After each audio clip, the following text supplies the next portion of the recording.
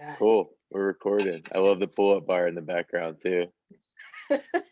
Working on the fitness. Oh yeah, what is up? I feel What, off of that. I what feel off of that. oh, I feel you. I guess I'll make my introduction. So what is up world? John Shoot here with another PufCreativ podcast. Today I have the pleasure of being with Alaina Dorsey. Alaina, how are you doing today? I'm doing well. I'm enjoying life. That's good. I know that you had some big responsibilities before the podcast, so I appreciate you taking the time to chat with us and be with us today. Oh, it's all good. I can be my full self instead of classroom self. Exactly, alternate personalities. um, Alaina, we've been kind of chatting back and forth through emails about marketing. I thought it was cool and important to have you on my podcast because we're starting to make this transition into our second season, into being more marketing focused and marketing advice focused, marketing educational focused. And you being a marketer, I've looked at your work and it's awesome. We've also learned that we've worked on the Doty Blunt's project together. You've helped them Yeah. with their website copy, their branding copy, branding messaging, and that's former NFL player Marshawn Lynch's brand. So that's really cool. Tell us a little bit about what in a Faded Lane is your brand, your marketing brand. Tell us a little bit more about what that is specifically. Yeah. So I've been doing transitioning, I guess, as what happens in the cannabis industry and just Yep. entrepreneurship. But Faded Lane is a visual story studio. So I've prior to my transition, what was my business name? That's awful. I was formerly going under Bud Biz Creative and I was focused mainly on content marketing, specifically doing blog writing. Then I got into doing essentially social media strategy and social media management and content creation. And then that kind of developed into what has it developed into? I feel like there was another thing in between all of this. But yeah, mostly doing copywriting and creative strategy in the content marketing, a bit of branding realm. Hmm. And since I have a longer history as an illustrator, I want more art in the cannabis industry. So Faded Yeah. Lane, I'm producing packaging illustration, merch illustration, and murals, but I'm still a creative strategist at the end of the day. So coming into the industry with art, but from a strategic business and brand building which perspective. is like the most important stage for any brand. So I mean, I've seen your work with Doty. I've seen the work on your website as well. Super impressive. I've seen your visual work as well. You have your own unique style and flair that you bring to the table. I feel like that I haven't really seen in the industry before. So I think that's awesome. Um, yeah, of course. Um, Kind of want to learn a little bit more about your story. I know before I pressed record, you mentioned you're currently in Baltimore, Maryland. Is that where you grew up and where you're from? Yeah, I was born, raised in Baltimore, went to college 50 minutes from Baltimore at University of Maryland College Park. Hmm. So I don't know what the term is for a person who's just been living in the same place, but I've traveled a lot. But yeah. Nice. Um, so why I'm intrigued by where people are from is because we're both in the cannabis industry. I'm actually from New Jersey, so we both grew up in non-legal states. When did if you don't mind me asking, you can totally say no, but when did the cannabis kind of enter the picture, and like what was that relationship like? Oh man, there's nothing I won't give you information about unless it pisses me off. And that doesn't piss Okay. me off. So we're good. Okay. So We'll totally I not try to piss you off on this podcast, that's for sure. that, that's always ideal. So I actually just started smoking in I think when I was 28, so back 2017, maybe 2016 is when I think 2016 actually was when I first started smoking.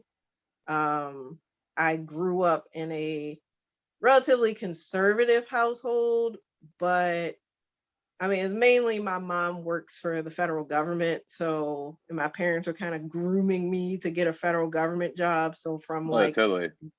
yeah, so like from the age of I don't know, maybe the beginning of high school, I'm like 14 or 15.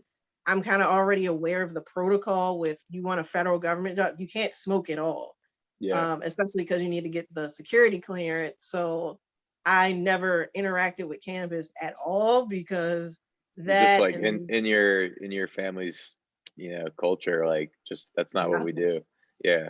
And it's not like it's a it's not that a there's not necessarily a stigma because my mom said that It's back in the professional day, related, sounds like. yeah, it's like back in the day, my parents used to grow and sell. So it's not that the family's like, cannabis is just professional reasons why. And it's just, it was never really in my environment.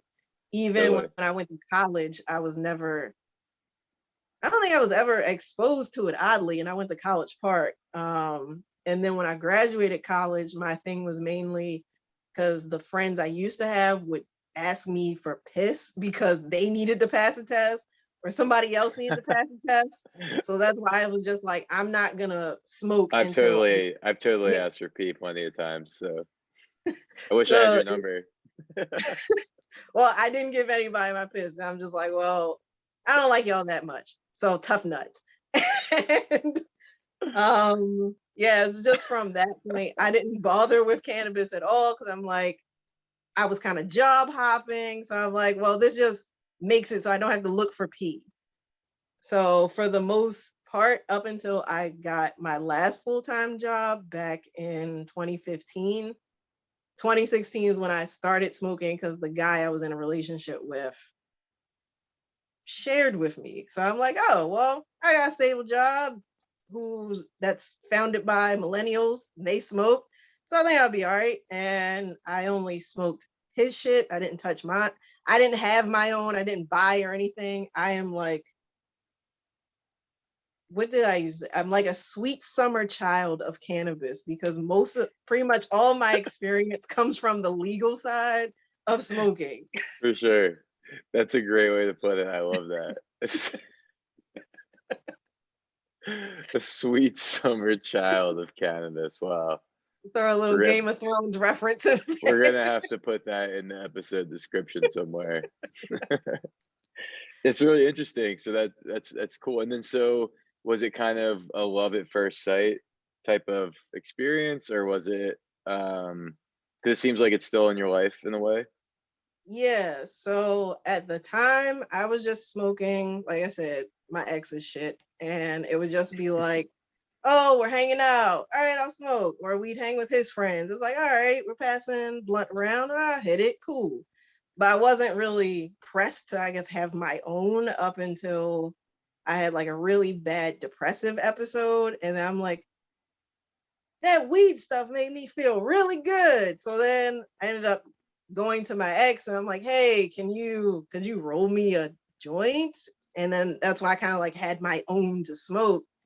And once 2018 rolled around, I have generalized anxiety disorder. Yeah.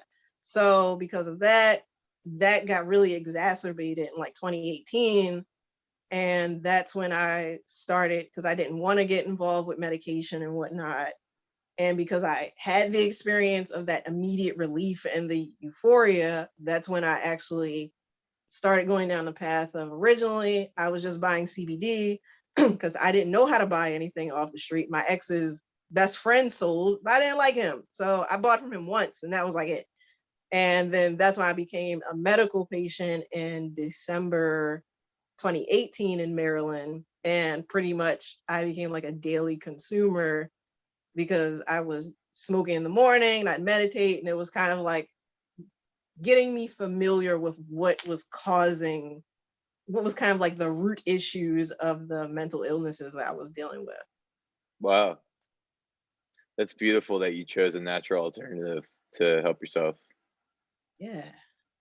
That's awesome. I did not know this is where the story was gonna go. This is crazy. I love it. I always love asking that question because I feel like everyone has such a unique story behind it, you know? Um, as a creative, do you find, as a creative and a summer child of cannabis, do you find that it helps with, the creative side of what you do? Um, so I would say not directly in that it gives me ideas, at least when we're talking creatively for drawing and stuff. Mhm. I'd say that I feel like cannabis does turn you into like an endless generator of ideas, but then it's like, It's all right, my I gotta it's actually my do, it's my weakness. yeah, it's like I actually gotta do the shit. So it's like I've been I have too learning many ideas. I look down. But the I guess as far as like a therapeutic aspect with I've had internal struggles about my creativity, like being an artist. Like it's Yeah. not I haven't even been comfortable calling myself an artist until this year because I don't even know why it was so loaded for me, but the cannabis like helping me to face those parts of myself as well as like psychedelic trips and whatnot. But it's been helping me to really sit with, I guess, not I haven't really felt my emotions. I was one of those intellectualizing my emotions with not really realizing it. So it kind of made me sit with what was keeping me from wanting to work on art every day, work on my projects because it was such an honestly an anxiety inducing experience. So Interesting. the cannabis did help as far as like I said, dealing with the root of even What was denying those feelings causing to myself. Yeah. yeah, what was causing that kind of creative block? That's really cool. Wow. Very interesting. I love your story. Okay, and then so kind of leading into, when we first were talking about, you've kind of pivoted and are taking this new direction. Um, anything that you're currently working on, or can you talk about that a little bit more? Because for me, um, I feel like what you do is just so important for brands, because messaging, everything revolves around it from a marketing Mhm. perspective, from the visual, the long-term conceptual, when you're thinking about advertising spend or something like that, like how are you Mhm. infusing the brand terminology with the campaign terminology? Um, how do you feel about that? Do you agree? Like, Um, I feel like I can't disagree because honestly, when it comes to marketing, uh, it may or may not be good for people to hear, but I've been winging it because I've been learning this as I've been going along. Like I went to college for Japanese language and culture. I didn't go to school for marketing or business and whatnot. mhm, I've just been learning all this over the past 3, 4 years. And when you get into ad spend, campaigns, and whatnot, I think Doty might be the biggest company that I've worked with, or just like the co-founder Jeff and his company Abacus. mhm, He has a mature company where those kinds of aspects of having those departments like advertising, branding, mhm, marketing is established. And I've been working with people who are pretty much starting out and they don't even have in the budget to have a marketing department. mhm. Yeah, I think so. Yeah, I think you actually hit it right on the dot without realizing it. So, my role in the Doty project is we're tying together all the new designs and elements of the packaging, the sales Mhm. books, things like that. So my team is using your terminology throughout those things, and we're infusing it with like the current things that are going on. So if that's your biggest client and like, yeah, Jeff, and Jeff works for like award-winning agency Abacus, we're partnered up with them in a lot of ways. Mhm. Um, I think it's really, really cool that you have that as a portfolio item because both of our big agencies use your work to bring this brand of a celebrity to life. So I think it is really, really important. And I think what you do, if you're able to do something like that for a brand like Doty, in my mind, you helping out brands that who are just starting up, like that's awesome that they have you. you know? Well, now that you say that, that's essentially so because you started out with like what I'm currently working on. So Hmm. I'm Yeah. working Yeah, I'm I have working with ADD. I'm all over the place. Sorry. no, it's cool because it all kind of like melts together. Hmm. I think it's all valuable. But the so currently the client that I have now is it's an independent Maryland dispensary called Peak Relief. So like it's founded Okay. by a group of friends. They had to pull money from their family and friends to get the license and everything. So working with them, I'm basically kind of supplementing, or I'm essentially a contract because they don't have a marketing department. It's just the director. There is a marketing coordinator, and then there's me. And we're currently working on actually fleshing out a brand strategy for them. And as they're rolling out, like now they're doing, or they've been doing like print on demand shirts of their logo, and then they have these illustrations that they got for 420. And so I've been working with them because they just don't have a brand strategy really at all to help flesh out what their place is in Maryland's industry and actually making a real connection with the patients here, because Yeah. whether they're making an inauthentic connection, it's, again, it comes down to their messaging. The Yeah. messaging isn't like And that they, connection is the most important thing for a dispensary. yeah, and I And feel like they're trying to communicate that they care about the community, but it's not coming out in a way that the community really hmm. believes it, because some people have accused them of being performative. Yeah, And I that's like, like the most, I feel like that's maybe the most important point that you like when you're communicating marketing and messaging to anyone, you have to be super careful about how the community perceives that messaging. I see that get lost a lot. So that's yeah, awesome that you're doing that and recognize that. because like the main thing is the messaging, or just marketing, branding in general. It's a consistency thing. People it's having multiple touch points for people to interact with your brand and have a good experience, but it has to be, I mean, I feel like I'm being redundant, but it has to be No, consistent, you're and that not. every time they interact with you, they're getting the same experience. Whereas I don't think they yeah, they, it's not even a thing. They haven't been doing it well. Yeah, So that's like the really proof is cool. in the pudding. Yeah, I think even just community, like communication and messaging is like itself one like huge aspect of projects that people like don't necessarily think about, especially when it's like, you just do the initial branding and things, and that messaging, and then you should reconsider like a whole session and like whole, Mhm. you know, formal deliverable of how you're going to communicate with community itself outside of just the normal brand messaging too, and creating that alignment. So it's beautiful.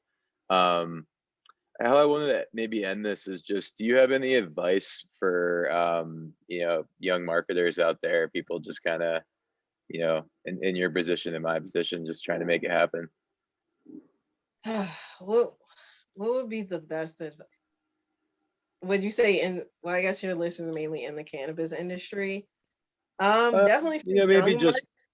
yeah, cannabis or just marketing in general, really. So I mean, I guess it would apply to anybody. Definitely for, like I said, for me, I didn't go to school for marketing. Hmm. My learning it's been paid training to work with the variety of companies that I started out with. So for like young marketers especially, it's you can read all the books in the world, but what matters is the experience, especially for me. It's not going to stick until I do it. So the best experimental playground is working with small businesses and working with like your local businesses, because especially they have smaller budgets. But for me, the offset is, if you're going to pay me less, that means I have more control, and that I'm going to have more, that I'm basically going to experiment with how I'm helping you with your marketing, because you're not paying me enough to tell me what to do and you don't know what you're doing. And most of the time yeah, exactly. They're not even doing it the right way, Yeah, or, or doing anything. So your experimental effort is going to help them regardless and benefit you kind of at the same time. exactly. That's really cool. That's awesome advice. I have like an expectation of like, I don't know why I never do this, but like I like think things are gonna go one way, and your like advice and like answers like so much better than what I even think it's gonna be, which is awesome. Um, cool. I guess we'll end on that. Where's the best place for people to find you right now? So the best place, depending on what you're looking for, if you're looking for Faded Lane, I'm I'm trying to break up with Instagram. I'm on the It's fence not with gonna happen. It'll Instagram. never happen. Yeah. I've tried for the past 10 years. Like I so Instagram, I do prefer Clubhouse because I like talking to humans. Okay. I'm on LinkedIn. LinkedIn's good for business. And Twitter, I'm not breaking up with Twitter, but we're on a break right now. But It happens. all Twitter's a those little depressing platforms. sometimes. Yeah, Yeah, how on about I'll plug in your LinkedIn and your Clubhouse and your website link into the podcast so people can find you. And sounds good. Alaina, thank you so much for your time. I really appreciate it. Of Thank you for having me. course.